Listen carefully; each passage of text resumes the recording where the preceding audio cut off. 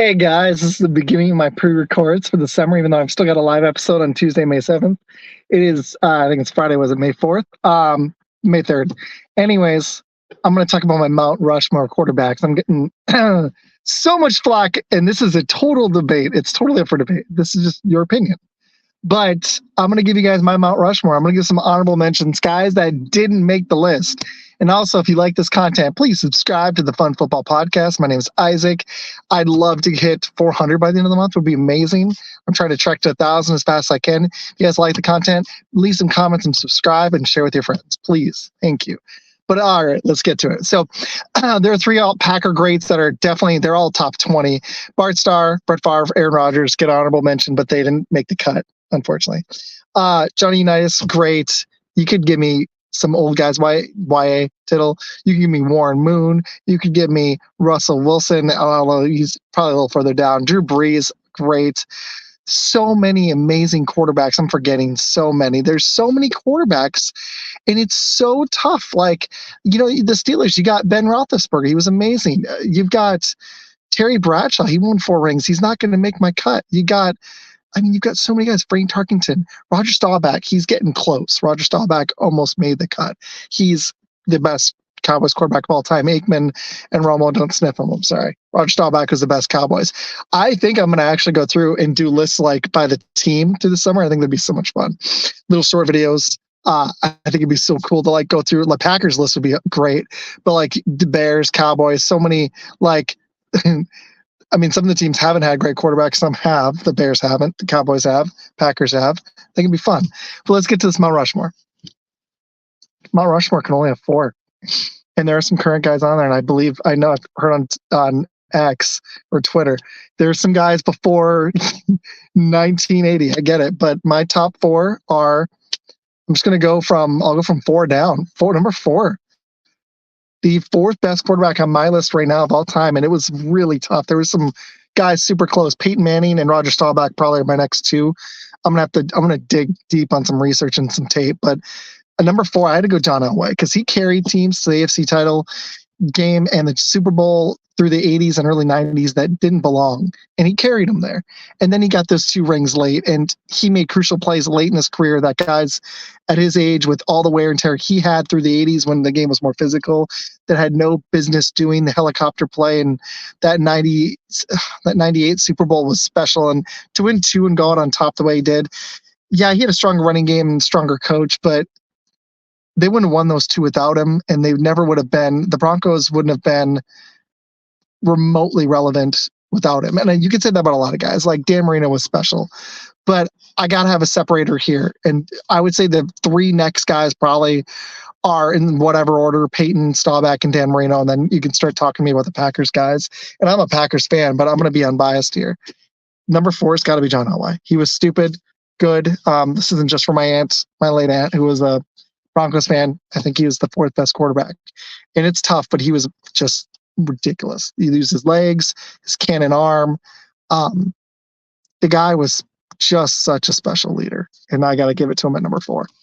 Number 3, and this was a debate. I almost flip-flopped these, and I know he's still playing, but to lose Tyreek Hill and go win back-to-back Super Bowls, I don't think you're ever going to see that again. He's probably the best receiver in the game. He's one of the most gravity tilting weapons the NFL has ever seen. I'm not saying he's one of the best receivers ever, but his speed and the way he plays is so unique. We're never going to see a guy like Tyreek Hill again.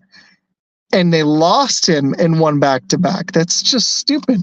And you can't get me this Andy Reid was a great coach stuff before, because he was, but nobody was saying he was an all-time coach before he went to KC. Nobody was saying that. Some of the throws this guy can make, no one's ever been able to do.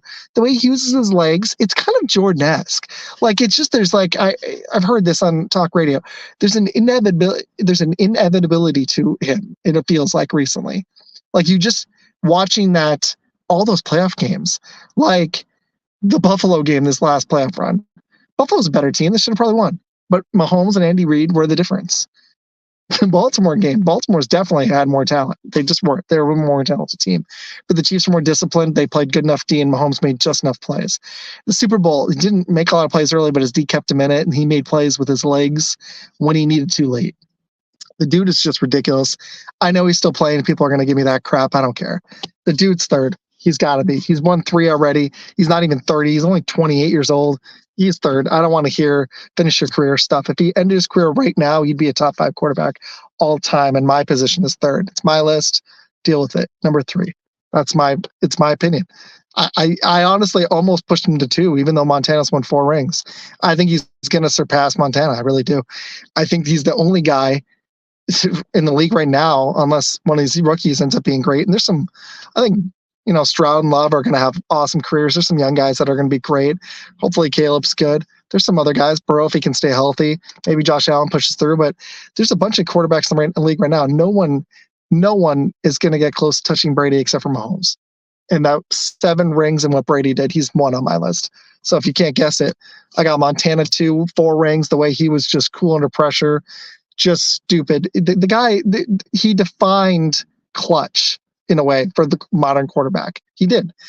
And the way he did it, I mean, he almost went to the Chiefs late in his career and took them past San Fran and almost got them to the Super Bowl. Just this guy, he was ridiculous. He was the gold standard for a reason, but someone's surpassed him. You can't get 7 rings and not be the GOAT. So it's Brady. It is. He's one of my least favorite athletes of all time, but he's also the best I've ever seen. And you have to give it to him. Brady is the gold standard, people. He just is. So it's Brady. He's got to be number 1. So my list, Brady, Montana. I got to do it. Mahomes, Elway. Honorable mentions, though, I'm going to give a few.